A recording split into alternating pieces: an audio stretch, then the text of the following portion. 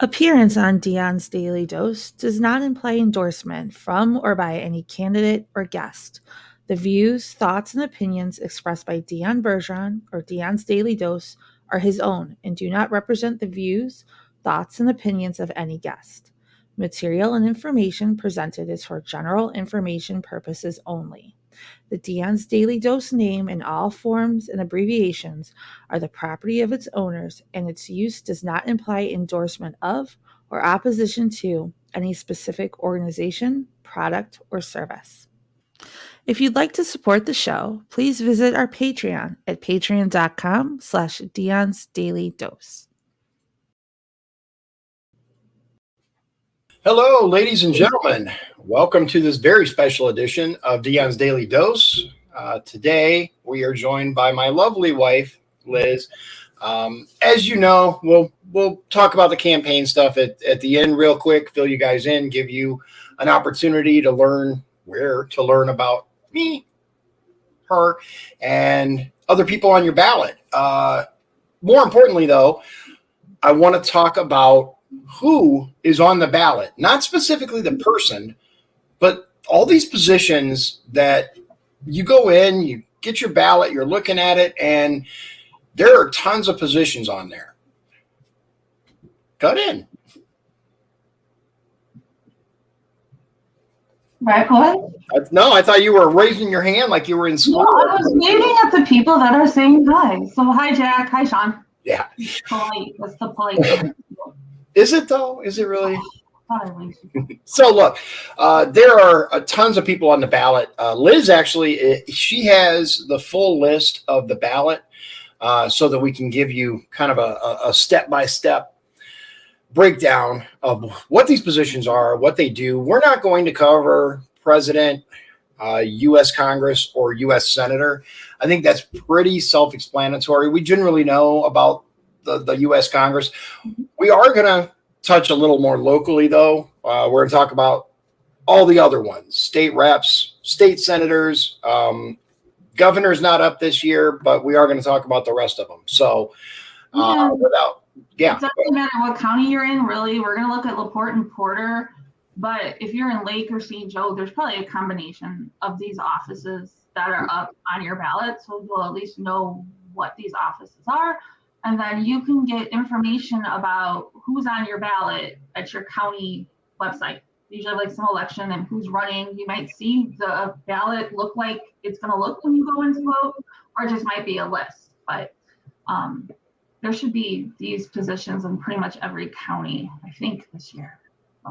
Yeah, pretty much all of these are going to kind of filter back and forth between your county may or may not have a couple of positions that aren't on there, a couple of positions that are. Before we get started, just running down, I do want to say that the Republican and Democrat parties flip each voting session on their precinct committee people. I am a precinct committee person. My wife is my vice. So I am not up for re-election this year, but Democrats are. Their precinct committee people will be on the ballot this year. Next time in 2024, I will have to rerun again.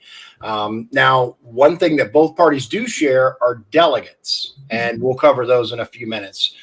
You have the list of ballots, so ballot positions. So if you like, why don't you start by explaining what a precinct person is in case you have any viewers that are going to pull a Democrat, because you have to pull either Republican or Democrat ballot in the primary. You can't yes. So Indiana does it in this way, whether we agree or disagree with it. It's just the way that it is. If you decide to vote in the primary, which let me just say, I urge all of you to vote in the primary. One of the reasons why we're doing this show is so that you can understand exactly how important primary voting is. But let's start with something fairly simple, and that is a precinct committee person. So in 2020, I ran for precinct committee person and I won.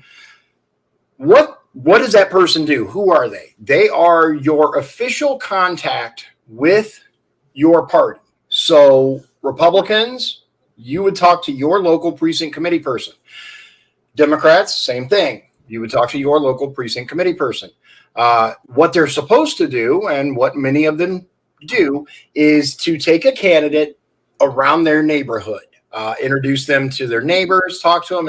Obviously, it used to be a lot more neighborly than it is now. People knew each other. They spent a lot of time with their neighbors, etc. But even so, today, one of the other functions that precinct committee people do that is very, very important is they actually vote for the chairman of the party, local. They vote for various bylaws. Do they want this? Do they want that? Precinct committee people as a group, they determine the direction of the party. They determine what's going to happen, what they're doing, things like that. Anytime something's up for a vote, it's the precinct committee people that vote for it on a party level. Now, another thing that the precinct committee people do is they're supposed to keep track of who in their neighborhood is a registered Republican, so that they can introduce people, but also so that they can invite them directly to various functions and whatnot. I will tell you that my neighborhood does not have many Republicans. I have a very easy job. Let me be clear too. Precinct committee people are volunteers. They don't get paid. It's an unpaid volunteer position. It's not glamorous or anything, but it has a lot of effect on the direction of the party. Do you want to talk about delegates now, or? Well, if you live in LaPorte County and you do pull a Democrat ballot, there are 37 precinct people that you will see on the ballot. You just can only vote for where you're at. So there's a lot, and there'll be a lot on the Republicans next time. So where are we going to start with convention delegates? Yeah, let's go ahead and, since we're already there, let's cover delegate. All right. So depending on where you live, you're either District 1 or District 2. And what you're going to do is in District 2, you can only vote for 9. Well, hold on. For those who are fairly local watching us, for everyone else, you would have to find out what congressional district you're in, and I'm talking about U.S. congressional district for your particular area. If you're in Northwest Indiana, she's correct. You're either in 1 or 2. So you're going to see vote for 9, vote for 18, and yeah, you can literally vote for as many as you want, not to exceed the number allowed. And it looks like for State Convention Delegate District 2, we have 2, 4, 6, 8, 10, 12 people. And then for District 1, there's a lot. There's a lot. There are. So, hey, more votes for me than him. But what they're going to do is they are going to go down to Indianapolis one of the weeks in June. And they are going to meet the candidates for Secretary of State. If I forget one, fill me in. I might forget one. Secretary of State, State Treasurer. There's more that I just forgot. State Auditor, I want to say. Yeah, I think it's Auditor. Auditor. Last time it was Attorney General. Yeah. And what they're going to do is they're going to be the ones that decide who goes on the ballot for the general. So, like, for example, Secretary of State, there are 3 of them. Whoever gets the most votes is who the Republicans will put on the general ballot in November. It doesn't get voted on by you or me in the primary. It gets voted by the delegates. So it's a really important position. People, before I knew what it was, I would just be like, okay, vote 9 people. Usually the people that are running, not usually, but a lot of the people that are running for convention delegate in both districts are either running for another office or have. So you can at least recognize those names, see who you'd want to vote for and who you wouldn't, because it's important. If you just willy-nilly pick people, they might willy-nilly pick who ends up on that November ballot. So state convention delegate is important. Very. You live in social media age, usually you'll be able to see a political or personal Facebook page. Check these people out. There's a lot of them. Same thing for Democrats. They get the same amount of people. Each state's different. They get the same amounts. And you would vote for who you think, or you should vote for who you think is going to best represent the best pick for the general. Yeah. So here's an example. In 2020, the Republican primary was very large with attorney general candidates compared to normally you have maybe 2 to 3. I think we had like 5. We had a few of them. The delegates, of which I was one, are the ones who voted to determine who was going to be on the ballot in the general election, right? So we ended up with Rokita versus the Democrat in November. But had, for example, the delegates all voted for someone else, then it would have been someone else on the general, and maybe they wouldn't have done so well. And we could have had a completely different attorney general, one who wasn't doing the things that Rokita is doing. That's why primary voting is so important. It's we're going to stress that, but it's because it is. It's because if you don't give these people the opportunity to get on the ballot, they're not going to get there. The people who you really want, in my opinion, who you really should want to represent you are the people who don't have the millions of dollars that some of these people have to get their name out there. They are regular people like you and I, and they will do the right thing when it comes to voting. All right. So since you made me jump all the way to the back of the ballot. Take a minute and get back in order.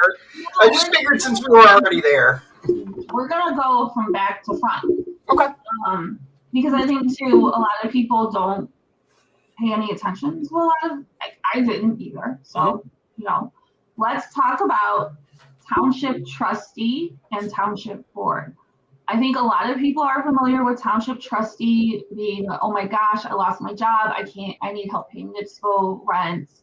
Go to the trustee's office, apply and get aid, which they do. And they are a huge part of your township.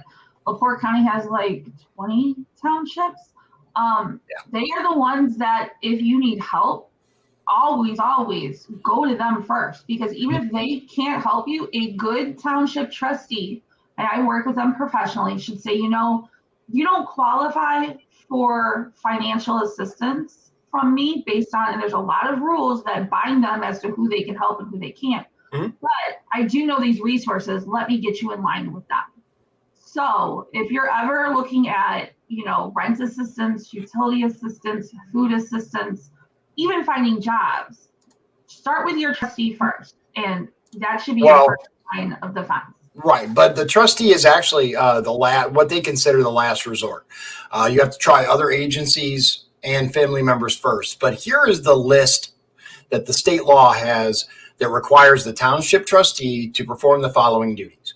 They have to keep a written record of official proceedings. They manage all township property interests. They keep township records open for public inspection.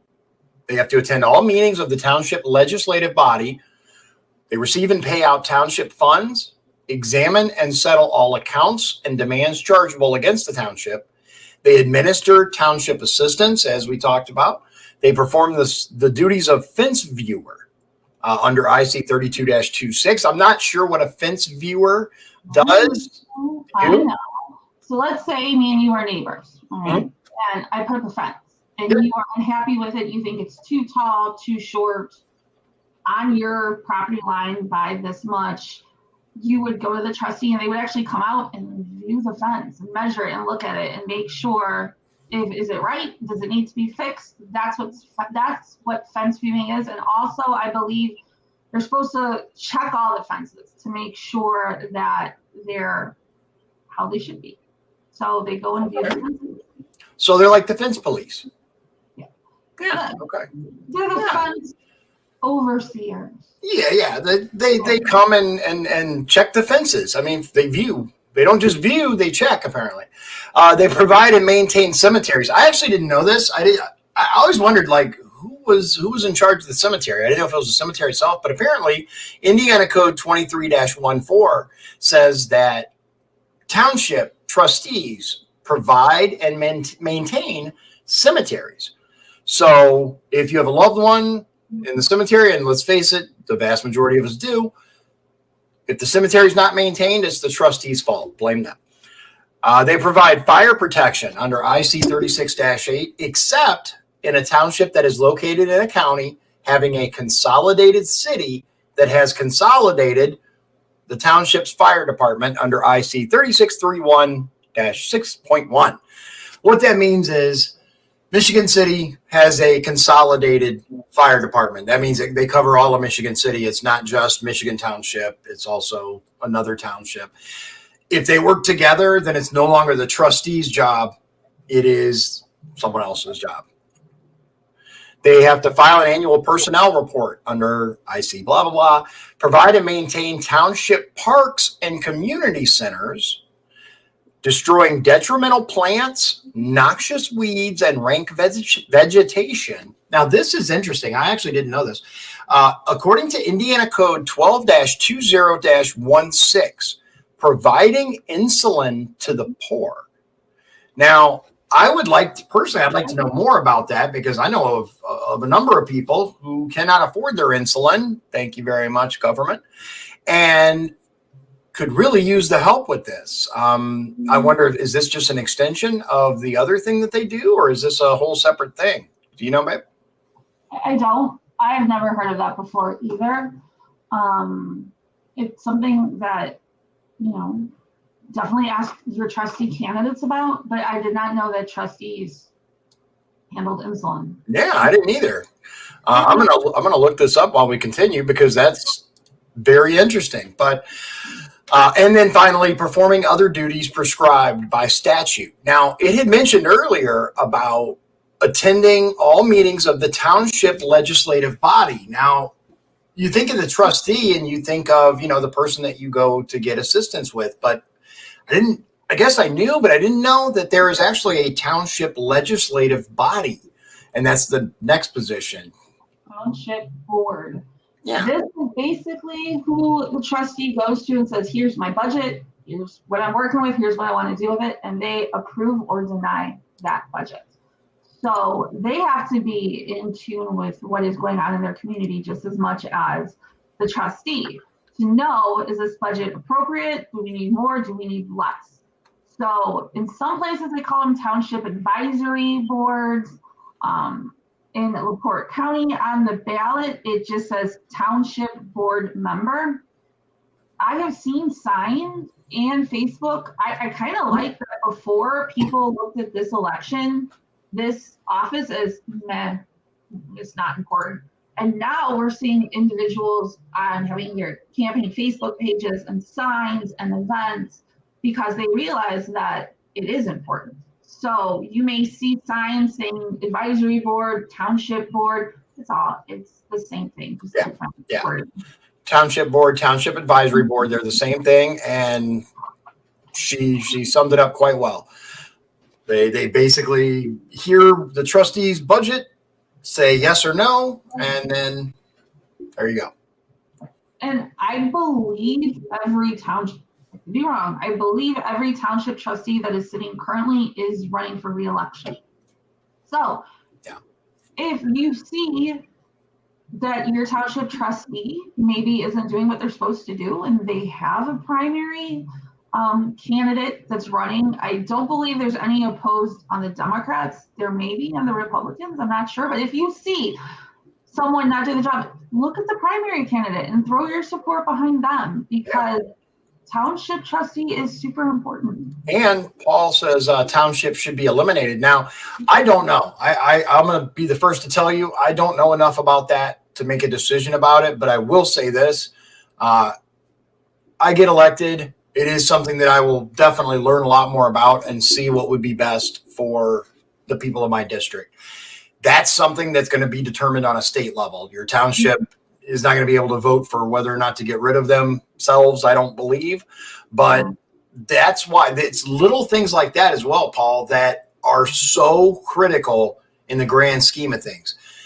It changes everything. If a township is eliminated, then where are these people going to get assistance? Where are they going to go to get the help that they need. And we're not talking, I want to be very, very clear. Obviously, I'm a Republican. In general, Republicans believe in, or at least real Republicans believe in limited government, assistance, but assistance for you to get on your feet, not consistent handouts.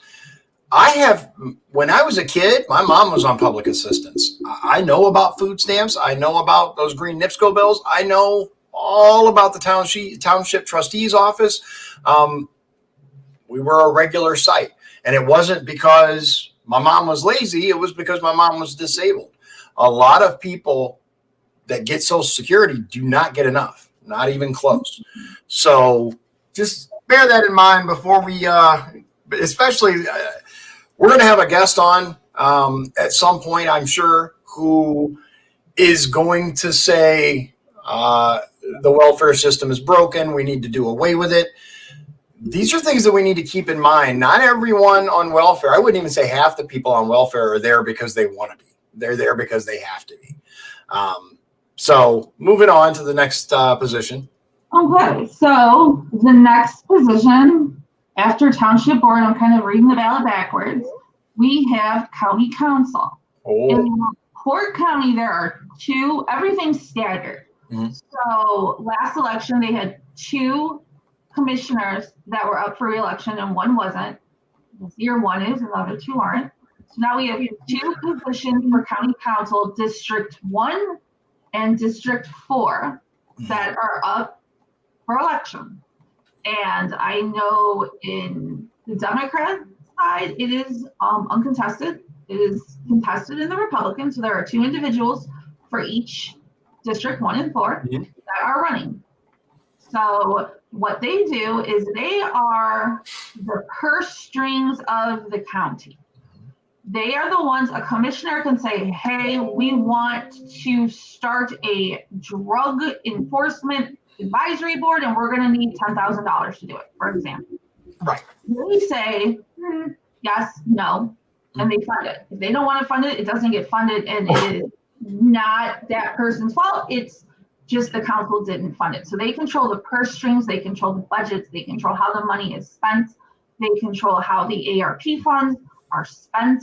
Yep. They are the pocketbook of the county, no matter what county, Porter County, LaPorte County, Lake County, that's what it is. For the county, they control the purse string. Yeah, your county council is very important. You know, all of these are, but obviously your county council is directly responsible for how the budget of the county is divvied up. They're the ones that are responsible for, now the commissioner's office, which we'll talk about in a moment, does the hiring for certain positions, but the county council determines the salary for those positions. Mm-hmm. So if there's a lot of hanky-panky that can happen, but in general, if a county council doesn't want a position filled, they can make the budget for that position so low that no one's going to want to do it. Again, there are two positions, two districts that are up for election this time. Both of them have primary challengers. We're actually going to have at least one. So far, one's confirmed. We're going to have a county council member on the show, and he'll be able to tell you more about that. But all right. So next up would be county commissioner. That's happening in both Porter and LaPorte County. Mm-hmm. For both sides, Democrat side in LaPorte County is uncontested. So whoever wins the primary in an uncontested race is going to the general. Yep. It is contested on the Republican side for commissioner, and there are 3 people running. What the county commissioner does, the way that it's been explained to me, that's the easiest way, I think, to explain it across the board, is they're the executive branch. Mm-hmm. They're the policymakers. They make appointments. They take their plans and say, this is what we want, just like the president does, and gives it to the council, which you could think of as Congress. Let's make this happen. So they're the policymakers. They're the ones that have the biggest voice, the biggest potential influence, good or bad. Mm-hmm. They have the biggest audience in the county. So they are the executive branch, the policymakers of the county. I just want to interject real quick. So in the last legislative session, one thing was done that was super important. A lot of people didn't quite realize it because maybe the effect didn't happen right away. So one thing we did in Indiana is we made sure that things like health department mandates would be handled not by the health department. They could recommend, but ultimately it was the commissioners who decided. It was county government, commissioners and council who decided whether or not to implement those. So let me be very, very clear. When you go into the ballot box for the primary, you are choosing someone who may or may not feel the same way you do about your personal health, about your decision, your right to make your own decisions regarding your health. And that's why these things are so critically important. Now, I don't know how the other people on the ballot feel. You guys know Liz is running for commissioner, so she can just sit there for a moment and let me say this. I don't know how the other people that are running against her feel about personal freedoms. I don't know how they feel about whether or not it's okay for the health department to overstep and issue demands to the citizens of the county. But what I do know is my wife believes your health is your business. You make your decisions. So choose wisely. So, like Dion, like you said, if we come into another situation in this upcoming winter where they decide COVID's back or the flu or chickenpox or whatever, we're going to do mask mandate. We're going to do county curfew. That is from the county commissioners. That's decisions that they make. Right. So that's why it is important. Yeah. All right. The next position going up. So I'm going from the very end of the ballot in LaPorte County to the very first thing you'll see. Right. Is county assessor.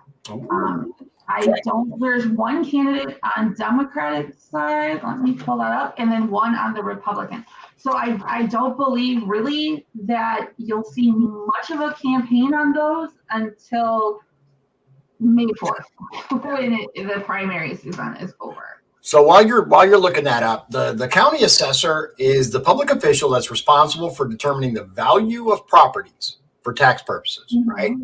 This position is also known as county appraiser in some areas or states. This official organizes regular evaluations of properties throughout the county used to calculate property tax obligations for residents and businesses. Also, they maintain property records, deeds, other documents related to county properties. The selection process for county assessor varies by state. Some are elected by the public, others are appointed. So here they're on the ballot. Right. And the Democrats have one candidate, the Republicans have another, have their own. So they are uncontested, so they're going to the general. Something to keep in mind with assessor is they're the ones that determine your property value. So if they assess it wrong, then we deal with property tax. If they assess it too high, you're paying more property tax and having to battle that out. Right. If they assess it too low and you try to sell it, you're going to get less money and you have to battle that out. So it is very important that whoever is elected to assessor knows what they're doing. Yeah. There are some positions on the ballot, and you'll see a lot of them come up in 2 years, and I'm sure we'll talk about it in 2 years. There is a certain technical skill and knowledge that you have to have. You don't want to walk in to county assessor not knowing what a property tax is, how it works, having no experience, being horrible at math, and say, elect me. So certain positions do require certain skills and knowledge. Yeah. Obviously, you don't want someone who's assessing your property who has no idea how to count, no idea how to add, no idea about property values, no clue what they're doing. I mean, they could look at your, $110,000 home, for example, and say, it's worth $35,000. Now that's going to create all kinds of issues for you. Just like if they look at it and say, it's worth $300,000, your property taxes are going to skyrocket. So it's really important, especially some positions are really important that people have the right set of skills. Other ones, well, let's face it, a trained monkey can do it. Or county surveyors coming up next election, they have to have certain licenses to survey land. So it's in, those certain positions are important to have certain skills. Yes. So the next one is a big one, especially Porter County has the same race, but you will see signs if you live in LaPorte County of all sizes. It's sheriff. The Democratic side is running 3 candidates. The Republican is running 2. Yeah. So they are both contested. If you drive through LaPorte County, you're going to see signs and signs and signs. Sheriff is a very important race. It's a very important position in county, whether it's Porter, Lake, LaPorte. I know Lake County is running their sheriff election. So is Porter. So is LaPorte. And we pulled up some information. Dion has why sheriff is important. Yeah. So the sheriff is one of, if not the most important county position out there. It is the only elected position in all law enforcement positions, right? Across the entirety of law enforcement, this is the only one that's elected. They get 2 terms max. The idea behind the election of a sheriff is that the position is subject to a higher degree of direct accountability from the population that voted the individual into office. The sheriff's office is not directly governed by county board, supervisors, or the mayor, but the department budget is controlled, usually by the county commissioners. It's an interesting balance of power, and unfortunately, in some cases, this lack of budgetary control and oversight can lead to a loss of support for the sheriff's department. Sheriffs are elected to a variety of term lengths ranging from 2 to 6 years, and the majority of states electing sheriffs allows them to run as partisan candidates, Democrat or Republican, or Libertarian or Independent. This electoral process allows voters to have more control and say when it comes to their local law enforcement decisions, as the sheriff often has some jurisdiction over police operations. Now that's the official, there it is. I'm going to tell you a little bit about how important sheriff is that wasn't in there. During the primary for sheriff back 4 years ago, I believe it was 4 years ago, candidates were asked, especially we've seen, remember what happened in Virginia, other places, the United States government is trying very, very hard to ban certain types of weapons or ammunition. Sheriff's candidates were asked, hey, if the federal government says you can't have so-called assault weapons, you can no longer own an AR-15, are you going to abide by that? Some of these sheriff candidates openly said, well, if that's the law, then that's what I'm going to do. Make no mistake, ladies and gentlemen, the sheriff is the last line of defense against overreaching federal and state power. Your county sheriff needs to be a freedom-loving patriot, period. Nothing else matters. They can learn other skills. They can learn how to manage this. They can learn how to manage that. But if they have it in their mind that the federal government runs things, then the federal government is going to run your county. Another thing, they run the county jails, but the commissioners are actually the ones that are responsible for the buildings. They're the ones, a sheriff is the one that can decide, I'm going to do DUI checkpoints. No, we're not going to do DUI checkpoints. Our current sheriff has said, no checkpoints. He's leaving in LaPorte County. So we have another sheriff coming up. How do they feel about DUI checkpoints? You hear, oh, well, those are good. Oh, that's entrapment, and everything in between. When you have LaPorte County said, if you got caught at curfew back when COVID was COVID, and if we caught you after curfew, you're going to get tickets. Our sheriff, our LaPorte County sheriff said, if there's a reason to pull you over and you happen to be out after curfew, we're not going to go and patrol and look for people, adults breaking curfew. So the sheriff is very important, and how they run their sheriff's department. And do you have a sheriff's department that's in touch with the community? Or do you have one that's all about the tickets, the numbers? It's really important. So that's sheriff. Moving up, we have prosecuting attorney. It is uncontested on both sides. So we have one Republican and one Democrat going to the general. And prosecuting attorney is extremely important. And Dion can tell you why. So, look, prosecutors are the single most powerful individuals in the American criminal justice system. Everybody wants to talk about the Supreme Court this and the Supreme Court that. Your county level prosecutor is the most powerful official, period. The decisions they make, particularly the charging and plea bargaining decisions, control the operation of the system and often predetermine the outcome of criminal cases. Prosecutorial power is vast and unrestrained, and the mechanisms that purport to hold prosecutors accountable are weak and often totally ineffective. In addition, the most important prosecutorial decisions are made behind closed doors, away from public scrutiny, and thus immune to public accountability. The most remarkable feature of these important, sometimes life and death decisions is that they are totally discretionary. The deficiency of prosecutorial discretion lies not in its existence, but in the randomness and arbitrariness of its application. Even in prosecution offices that promulgate general policies for the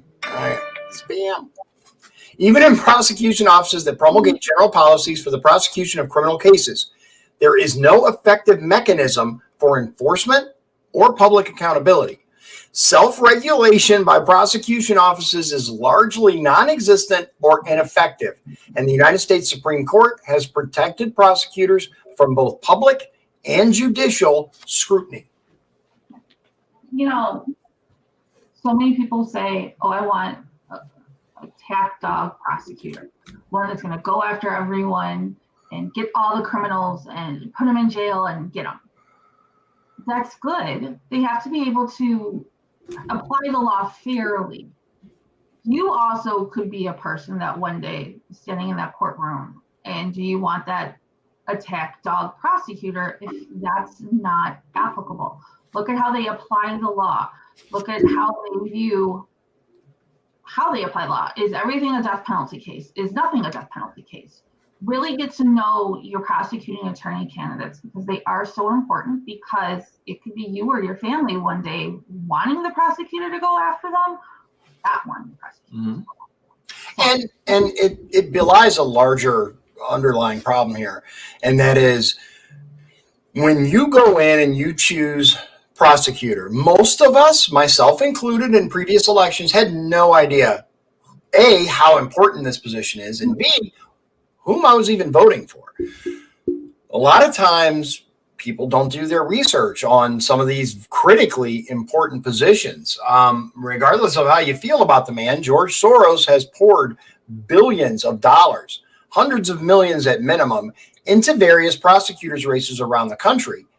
And as such, the American criminal justice system is seeing a shift. Now, maybe you're in favor of this shift with cash bonds going away and people being released that are accused of violent crimes. Maybe you're not. The point is, the prosecutors are the ones who determine whether that's going to happen or not. And you need to be informed about who these people are. Look up what they've said, how they're acting on social media. Contact them directly with your questions, because this is a very important position. Mm-hmm. And sometimes, look, I'll be the first to admit, I don't really have a preference yet for the people that are on my ballot. There's no one to choose from in the primary. There's one Republican running for prosecutor and one Democrat running for prosecutor. The Democrat is the incumbent. I'm talking about LaPorte County. So I can look at his record. The other person, I cannot. I'd like to have them both come on the show and explain where they're going to fall on certain decisions. But the reality is, if they don't, all I can do is do my research, look into them, read about them. Experience or belief system. Sometimes that's all you got. I know that in LaPorte County, both the Democrat and the Republican candidates for prosecuting attorney have both been on Sound Off with Nate Laux. So if you go, you can find the podcast on Facebook. I want to say the Republican candidate was last week and the Democrat current incumbent was this week. Take a listen, check out their Facebook, check out their website. The incumbent, you see there's a record. So you can look at the incumbent's record and say, oh, I think he's doing a great job. Oh, I think he's doing a wonderful job. And look at that. And, or I think he's trash and I want to get rid of him. Either way, you have to figure it out for yourself. Moving on. All right. So moving up, we have state rep. Okay. In Porte County, there are 3. District 20, District 9, and District 7. District 9 is unopposed, so he's going straight to the general. He's an okay guy. I mean, he's hard and stuff, but District 7, and the maps have all shifted and changed, and they were wonky, and then they got a little bit better. So who your state rep is now is going to be different, maybe? Yeah. Well, yeah, it'll be different. Well, maybe. It depends. So look, in the last session, it was time to update the maps. Every 10 years, they have to draw the boundaries for both United States Congress and state representative and senators. So they drew the map and it changed. Certain areas are the same, like the Michigan City proper is District 9. It's still District 9. It hasn't changed. But you get west into Chesterton, and the line has moved. I have posted the link to the 2 side-by-side maps on Ballotpedia. Personally, I think that's the best resource that I've been able to find. But ultimately, you will be able to vote now in the primary and the general for the person that's going to represent you in January. So even if your map has changed, you're going to vote for the person that will represent you next year when the maps do change. State reps, you guys should know by now, state reps are critically important. They're the ones who pass the laws. They're the ones who determine the state budget. They're the ones who, this constitutional carry bill that just got passed, state reps are the ones who made that happen. The current state rep for District 9 is wholeheartedly against this bill. She voted against it. She voted basically anything conservative she votes against. Anything the other way she votes for. You forgot, Paul forgot Coroner. Yeah, well, I was going to get to that, and that was like a surprise little tidbit of information that we dropped, but Paul dropped it. Also, for District 20, while there are 2 candidates on the Republican side running for it, there's no Democrat. So District 20 does not have a Democratic candidate at all. Yeah. I don't know if they're going to caucus someone. I don't know. But as of right now, if you pull a Democratic ballot and you live in District 20, you don't have anyone to vote for. Correct. And the other ones are unopposed. So they're going to the general as well. Mm-hmm. So moving up, we have a state senator for District 4. There are 2 Republican candidates, and there are 2 Republican and 4 Democrat candidates. So District 4, I know, is part of the Michigan City area and then goes over into Porter County more. So interesting. I want to interject here real quick. The map did change for District 4, very much so. So, like, for example, where I live, Senator Mike Bohacek was our senator. Now, starting, whoever wins the District 4 race is going to be our state senator. Okay. So, if you live in Michigan City, you may want to double check the map a little. And then tomorrow, that's when you're having one of the District 4 state senator candidates on your show, right? Correct. Correct. Yeah, thanks for reminding me. I'm actually going to run that ticker so you guys can see what's coming up. In the meantime, Coroner is actually an interesting position. I had thought that Coroner did the medical examining and stuff, but they're the only ones who can arrest the sheriff, which by itself is mind-blowing. But in addition to determining cause of death, which is their primary responsibility, coroners are also responsible for identifying the body, notifying the next of kin. They sign the death certificate, and they return any personal belongings found on the body to the family of the deceased. A coroner may also conduct or order an inquest into the manner or cause of death, and that's actually what separates a coroner from a medical examiner. Coroner is critically important. One of the reasons why is I'll let Liz tell you, but it has to do with the death certificate itself and how it's filled out. I learned this from when our current LaPorte County coroner was running. Her name is Lynn Swanson. She's wonderful. When you are a veteran and you pass away, there's a certain way in order for VA benefits to use maxed out that the death certificate needs to be filled out. Certain things need to be listed, certain things need to be said or not said. I don't have very much details on that, just a general overview. You need a coroner that's going to know how to do that. So our veterans can get their funeral benefits, their death benefits, their surviving family can get what they gave their life for when they joined the military. So it's very important that the coroner be able to do that, as well as also manage an effective department on a very small budget. Coroners don't make a lot of money, and they don't have a lot of county budget. So if you have a coroner that can't manage an office, a small office on a small budget, we're going to have problems if you live in that county and the coroner's office is hurting. So its management's important too. And also, have they done this? Because it can be very traumatic when a coroner comes into a home accident and deals with, especially home, family, telling someone they lost their loved one. They have to be able to know how to do that and do that in a compassionate and caring way. Absolutely. It's I had no idea what all a coroner did. I just thought they perform an autopsy, tell the family, but it's a lot more involved than that. And in many cases, the coroner isn't actually the one who performs the autopsy. Turns out there is a medical examiner, and they are a licensed forensic pathologist. They're a medical doctor specializing in the investigation of violent, unexpected, suspicious, or unattended deaths. A coroner, on the other hand, is an elected or appointed public official whose primary duty is to determine and certify cause of death. Coroners usually work in association with the sheriff's department, another reason why sheriff is so important, and are not necessarily required to hold a medical degree. But to add to the confusion, medical examiners are sometimes called coroners and vice versa. Coroners who do perform medical examiner tasks, such as performing an autopsy, would be required to be a licensed medical doctor, usually a forensic pathologist. State or county law determines the responsibilities of the coroner.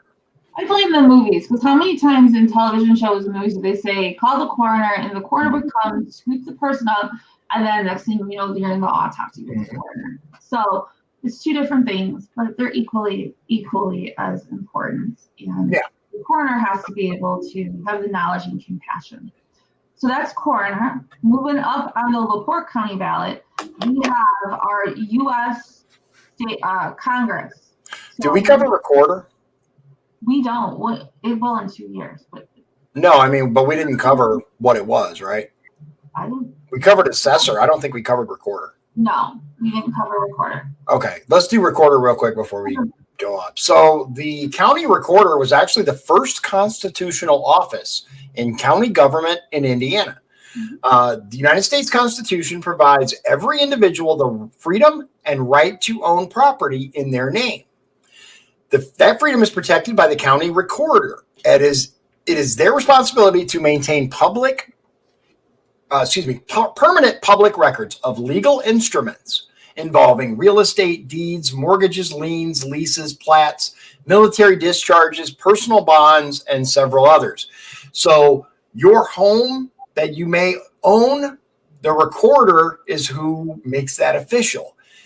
It's their job to keep track of your real estate, your mortgages, military discharge, all of these things the recorder is responsible for. So if you have someone who is inept and not doing what they're supposed to do, I'm not saying that's the case, I'm just saying it out there, they're going to mess this up, and you could have all kinds of problems. You could own property that there's no legal record of. You could try to get your military discharge papers. Oh, we don't know where they went. And I've heard horror stories from other locations about things like this. So look for a person who's detail oriented and also has experience keeping records. That for recorder would be my opinion on who would be a good recorder. Moving on. Yeah, now go ahead. We have our congressional representatives. In LaPorte County, there are 2 districts. There's 1 and 2. Mm-hmm. So that's also Porter County has District 1. Lake County has District 1. District 1 is huge. It is. So in the Democrats for District 1 Congress, we have 2. The current incumbent and another individual. And for the Republican side, again, it's a large field again this year. Yeah. There is 1, 2, 3, 4, 5, 6. No, I'm sorry, 1 withdrew. So 1, 2, 3, 4, 6. There are 6 individuals to choose from. And if you're pulling a Democratic ballot, there are 2 individuals to choose from. Right. I don't know anything about the people that are on the ballot on the Democrat side. I know a few on the Republican side, but ultimately, critically important, absolutely important. Pull a ballot, whether, if you're left, pull a left ballot, right, pull a right ballot, but just pull a primary ballot. Some of these positions are way too important to leave it up to the kind of people that are going to vote for the person you don't want. Let's just say that. Never, ever, ever, ever, ever vote for someone just because you see them on a ballot. Yeah. A lot of times. That doesn't mean you vote, especially for our Congress, our Senate, our president, but we're not doing president this year. So we have Congress and we have Senate. For Congress, there are six individuals. Really get to know each of these people and don't vote for them just because you recognize the name or you like their Facebook photo. Really get to know these people because these people are the pocketbook of our country. They control our budget. If we think we're spending too much in aid for this or that or that, they're the ones. Yeah. Really make sure that you know who you are casting a vote for. And that is not just because you like their name or, you've seen them before. Really get to know what is the meat and potatoes of their campaign and what they're going to do. Yeah, absolutely. I cannot stress enough how important voting in the primary is. Many of the people, before you vote in the primary, you hear people say, it's always the same people on the ballot. I don't know why I bother to vote. It's always the same people, this rich person or that rich person. You go in there, you cast your vote. It doesn't really matter, blah, blah, blah, blah, blah. Look, I get it. But the primary is where you matter the most. It's where the decision about who is going to end up on the ballot in November gets determined. If you support regular people running for office, they need your help in the primary. That's the biggest time to get involved. Pull that, hit the button for them, help out with their campaign, whatever you're comfortable doing. But at minimum, go vote in the primary. Some states you don't have to quote declare. Indiana, you can pull a D or an R in the primary. That's it. Pull that ballot for the primary. Learn who's on your ballot. Vote for these people and get involved. And you can see it on the bottom of the screen. Communicate with your elected officials. Ask them questions. Look, one of the things that I learned running for Congress and then state representative is a lot of people have questions. A lot of people want to know what kind of person you are. And yes, they will read your Facebook. They will look at this. They will look at that. But a lot of people will reach out directly. And if you ignore these people, You're setting a bad precedent. If someone can't bother to get back to you as a candidate, what makes you think they're going to do so when they're in office? And I will say it's really easy to overlook a question in a Facebook comment thread. If, let's say I made a post about Great Danes being the absolute best dog and the only dog anyone should ever have, and you have a question about that, it can get lost, especially if that comment thread is getting a little long or maybe an older post. Just shoot that person a message directly. Yes. Email them, get that one-on-one, because you don't want your question or your comment to get lost in the thread. And don't be afraid if a candidate comes to your door and they ask you the dreaded question, what do you want to see change? You have their attention in their ear. They're there to hear you. So let it all out. I'm not going to say, disrespectfully or cursing, but if you say, well, I want the zoning to change, I want the coding to change, I want there to be safer neighborhoods, you are going to give them more to think on and develop, and then see if they pay attention, see if they respond. Right. It's really important to do that. A lot of times that is your opportunity to influence policy. When these candidates come and they knock on your door, you can be like, hey, I'm busy, get out of here. And that's absolutely your right. It's your house, your property. But if they ask you the question, hey, what do you want to see changed? Especially if they're an incumbent that has never bothered before to come out. They've never done any door knocking before. They've never bothered to come out. And now all of a sudden they are. Why do you think they're doing that? Well, it's because they're concerned. They're worried. I'm going to tell you, ladies and gentlemen, there is a huge swell in this country of people who have had enough. They are tired of being ignored by the people that they elected to represent them, not rule them, represent them. They're tired of it. My wife and I are two of those people. I'm running for state rep. She's running for commissioner for LaPorte County. I got her info at the bottom. Learn more about her. I'll run mine, but you guys you're here watching my show. You should know who I am by now. If you don't, there you go. Pay attention. This is how I view it. If you have two candidates that are running for a position, you're their boss. I'm their boss. I'm a voter too. It's up to them to, just like you would in a job interview, convince your prospective employer why you should be hired. Never once would you go to a job interview and not have anything to say. Never once would you treat that job interview or that prospective employer person interviewing you as if they don't matter. That's what the primary is. The primary is the first job interview to get to the general. So you're the prospective employer. Ask questions. Ask them what their stances are. Get to know them. Look at if they've run, because we have on both sides, there are candidates who have run for multiple different positions multiple times. Are they staying consistent, or are they changing it up based on the climate of the day or what they think is going to work better? Do they run the numbers and say, oh, I need to be more conservative or less conservative to get what I want? Because if they do that now, they're going to do it then.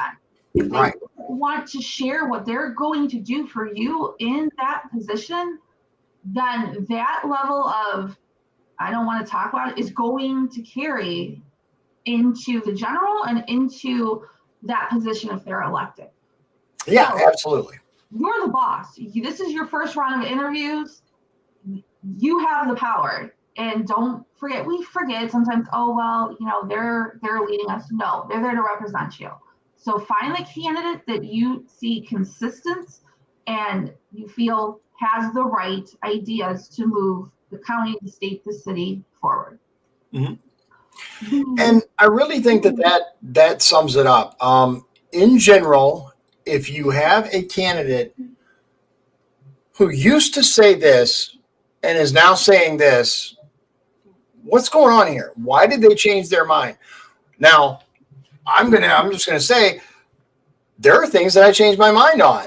It happens. There are things that I used to believe that I learned I was wrong about. That happens. But if a candidate's entire attitude has shifted, if their entire presentation has shifted, if they are a very different person than they were the last time they ran for something, if you compare the two side by side and you're like, what is going on here? This person's like completely different. You have to ask yourself why. Put these people through their paces, ask them questions.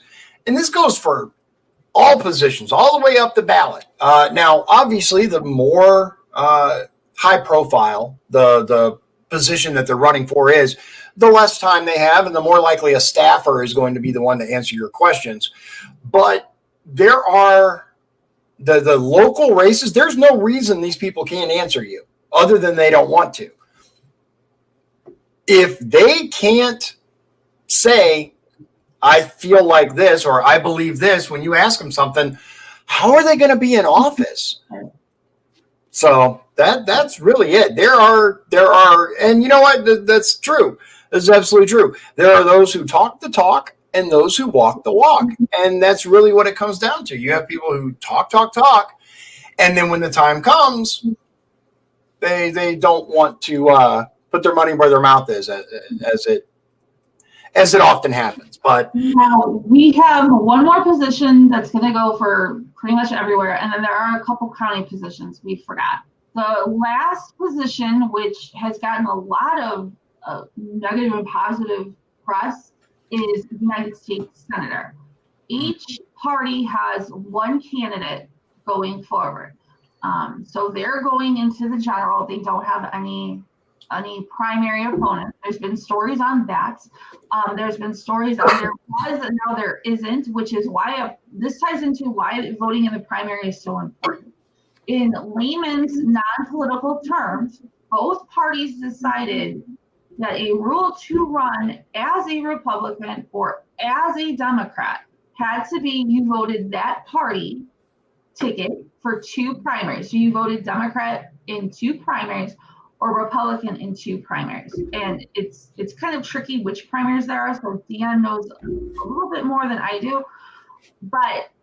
Or you have to get a letter from that party chairman. And the logic behind that is so we don't have flip-flops. So if you are a diehard Democrat or diehard Republican, doesn't matter. You don't have the other party trying to sneak in, a Republican to a Democrat race or a Democrat to a Republican race.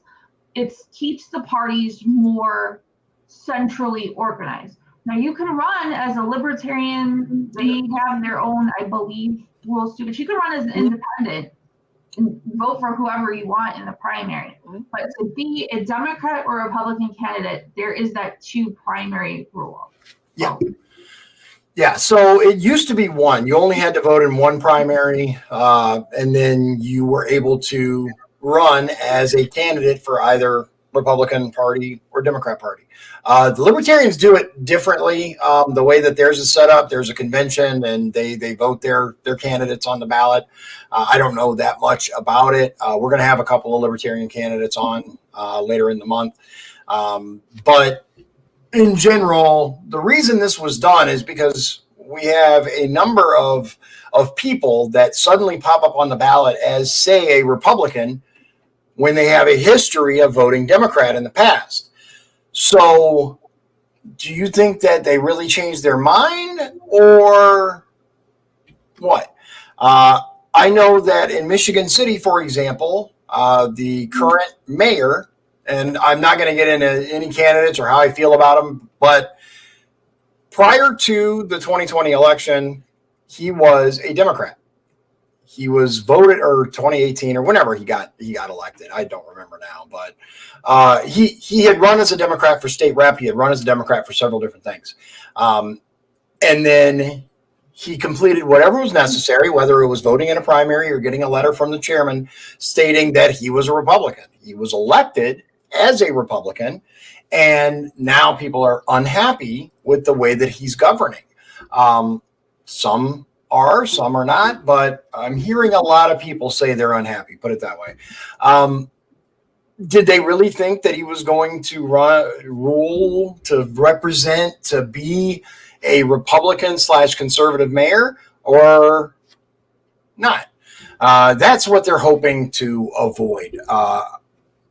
And a lot of people that I've heard talk about it as incumbent protection or something like that. Nothing stops you from running as an independent. There's nothing other than the rules in the Constitution. By all means, go out there, put your name on the ballot independently. But in order to run as a member of a party, that party can determine what the rules are for that. And they have. And it's not restricted to one side. Republicans and Democrats both said, yeah, we want that. Mm-hmm. Now, there are a couple county positions we didn't get to. So I'll take this first one because it's the top one on the list I sent Dion, is the county clerk. Porter County's county clerk is up for re-election. Mm-hmm. For that one, I wasn't able to get, like I was for LaPorte County, which is the actual what this is going to look like ballots. I wasn't able to find that. I was just able to find the positions that differ. So for the county clerk, it is the official keeper of public records for Porter County. The clerk ensures that public records are retained, archived, and made accessible to the public in accordance with all laws and regulations. So like if you went on my case, Odyssey Case Management, to look up your stuff or other people's stuff, they're the ones that would make sure documents are scanned and uploaded. They also support the elections process and handle a variety of transactional services. They are established and regulated through a combination of state statutes, local ordinances, and charters, and other regulations. I know in LaPorte County, they also determine where their early voting locations are at. And I believe they do the same thing in Porter County. And what I learned is an early or any voting location has to be so many miles from the most public place. It has to have a bathroom. It has to have a kitchenette. There's a lot that goes into finding polling locations. And sometimes there's a push to get them out of schools. Some people feel that's not appropriate. There's a push to get them out of buildings that are up for sale. We have 2 buildings that they're talking about in Michigan City that are currently up for sale that they don't want to use as a polling location. So the clerk has to find alternate locations, and that can be a second job on top of their regular job. So clerk is very important. It is the ones that help with elections, and they make sure all of your court records are where they're supposed to be. So that is county clerk. Yeah. Clerk is also responsible for Freedom of Information Act requests for county employees, county transactions. You file a FOIA, it goes through the clerk's office, and the clerk is the one who has to gather that stuff up and do it. So you want to make sure you get somebody who's going to do the right thing. Yeah.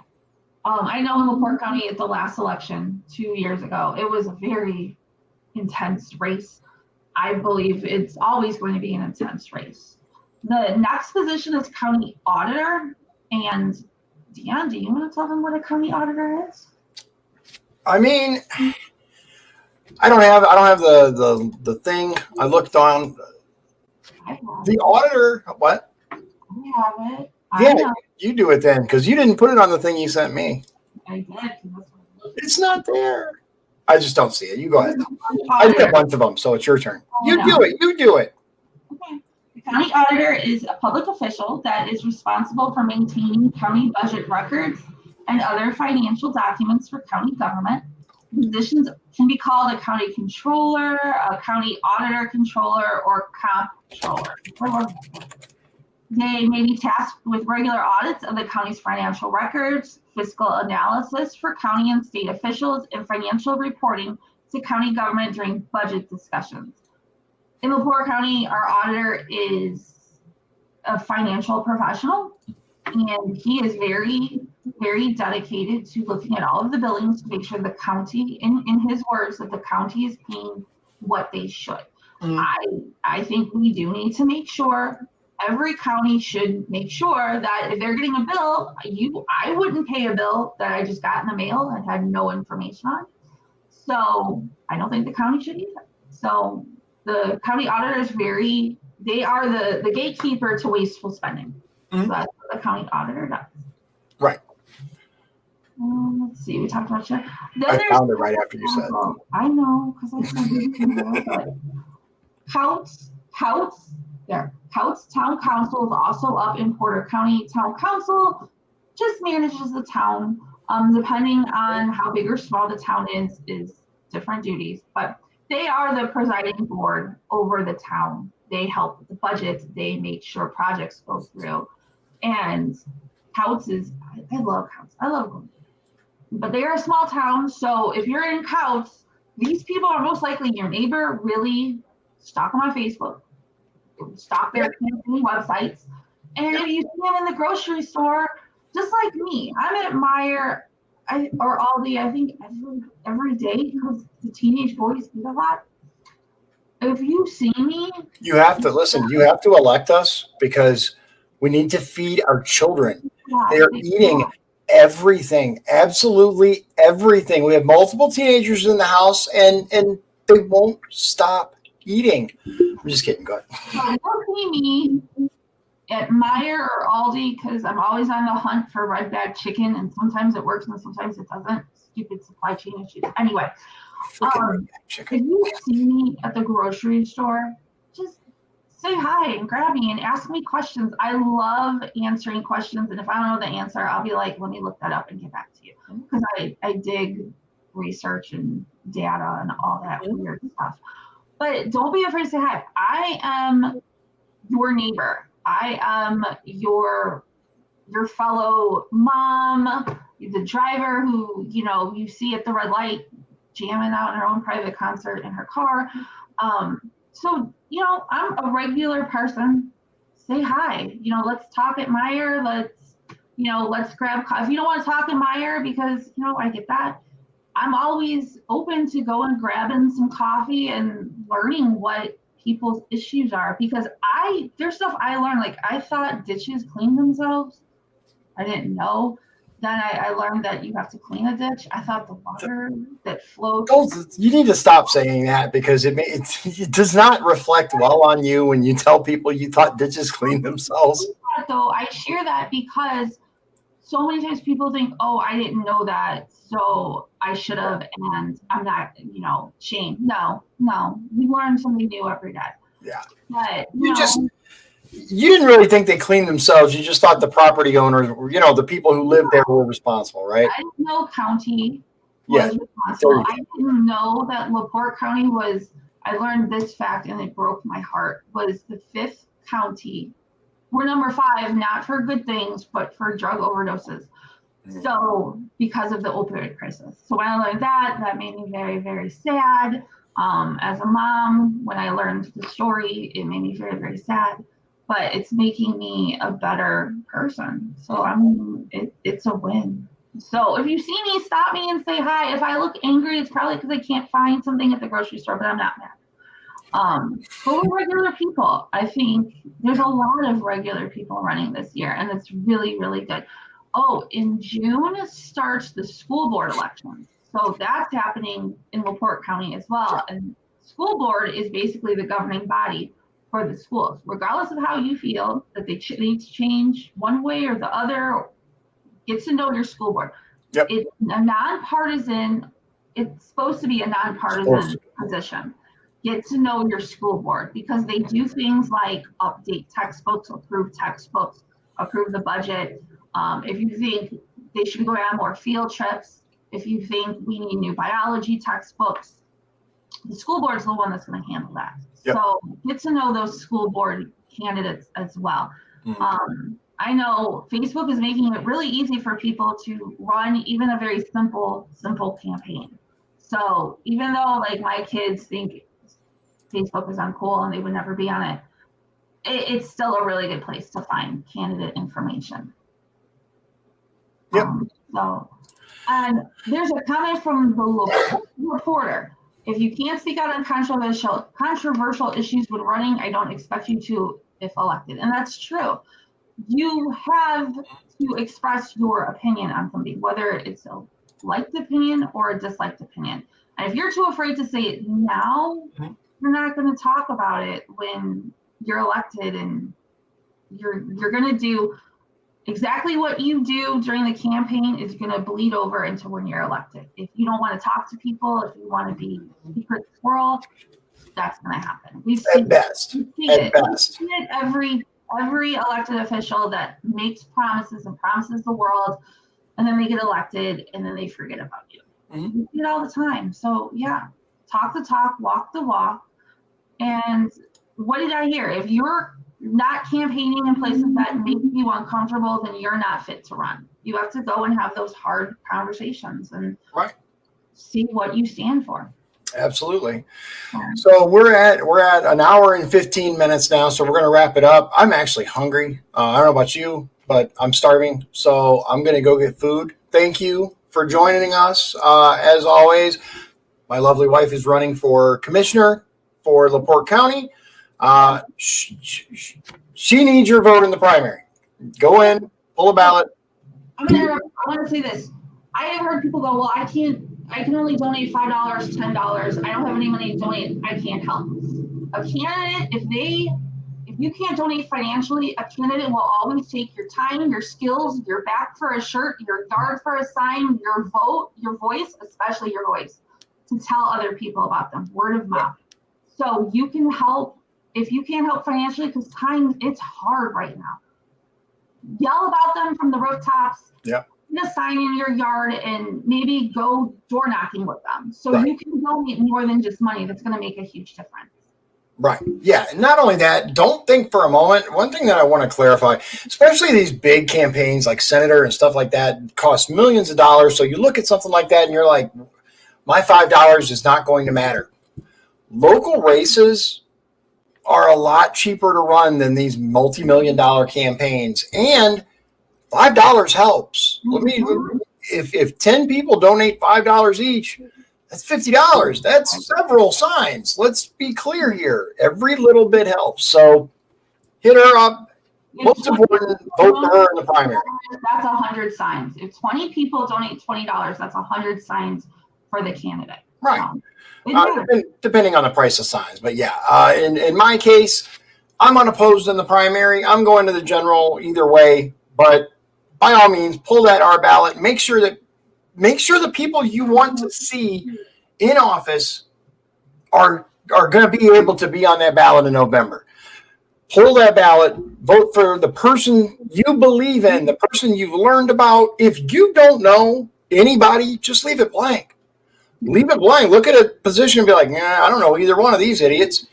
Then don't vote for any of them. It's okay to leave a position blank.